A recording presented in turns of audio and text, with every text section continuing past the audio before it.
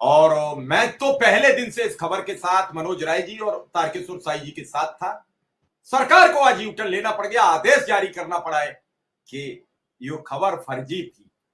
तो मैं तो राय साहब से सवाल करूंगा कि ये फर्जी खबरें आप मुझे क्यों दे देते हो? मैं उनकी पूछ उखाड़ना शुरू कर देते हैं और सरकार को वापस लेना पड़ता है। क्यों फर्जी खबर आपने और साई जी ने दी? हालांकि मेरे पास भी वो लेटर मौजूद है जो सरकार ने जारी किया था।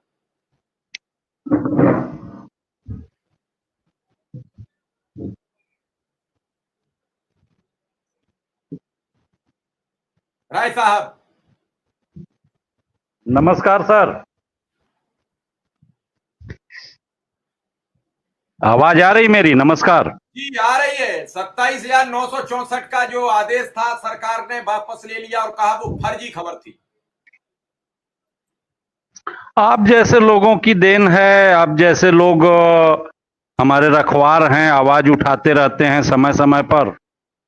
और कुछ राजनीतिक नेताओं ने भी इस पे आवाज उठाया, जिसका ये परिणाम है सर। और अच्छा परिणाम है, ये सुखद परिणाम है।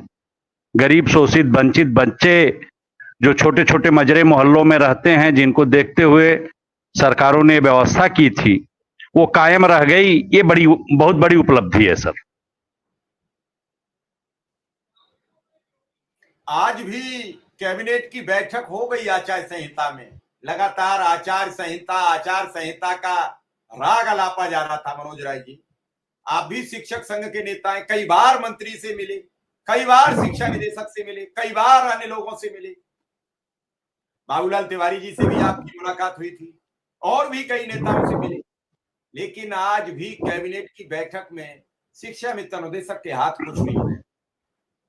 बड़ी उम्मीद थी, पहले ये थी कि शिक्षा मित्र अनुदेशक को इसलिए नहीं मिल पा रहा है, आचार संहिता लग गई, और आचार संहिता लग गई तो उसमें कैबिनेट की बैठक नहीं हो सकती। आज वो बहाना भी सार्वजनिक हो गया, कई आदेश पारित हो गए, कई कानून पास हो गए, लेकिन इन गरीबों की बात कोई सुनता नहीं। और मुझे नहीं लगता है कि इनके नेतागण भी इनकी बात बड़ी ताकत से कहीं रख पा रहे होंगे। साष्टांग हो गए, दंडवत हो गए और अधकुचला विरोध करते देखिए हैं। सर, अधकुचला जिसे कहते हैं, अधकुचला विरोध, ना तो विरोध और ना साथ। यह अधकुचला बहुत नुकसान करता है। जी देखिए सर, इसमें होता क्या है, जो हम महसूस करते हैं, हमारे लोग महसूस करते हैं।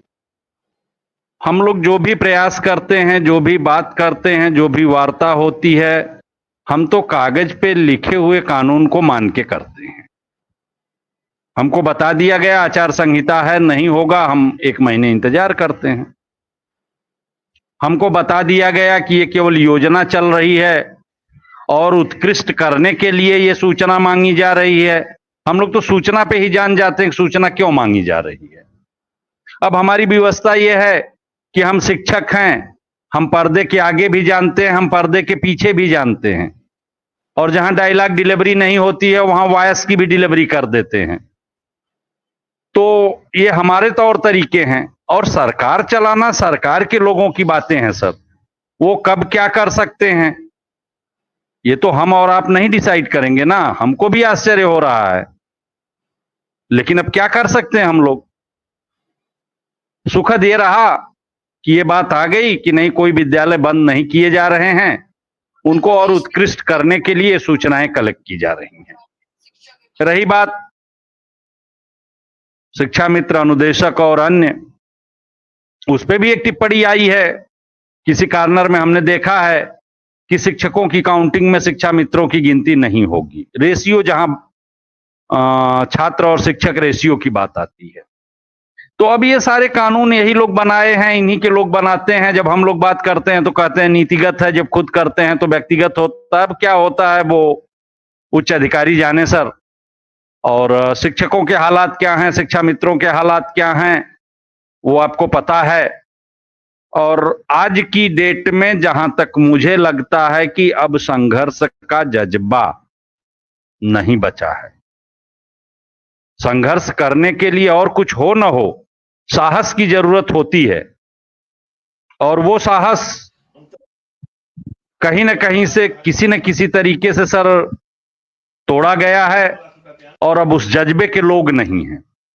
हर कोई तारकेश्वर शाही नहीं हो सकता, हर कोई मनोज कुमार राय नहीं हो सकता, हर कोई विक्रम सिंह नहीं हो सकता। आवाज आई, पहला पत्र आया, हम लोग फिगर भी कंफर्म नहीं कर पाए। आपको भी अभी तक याद है 27,964, खूब जोड़े घटाए पूछे। आज सरकार की तरफ से जो आया वो 27,764 है, 200 का डिफरेंस है।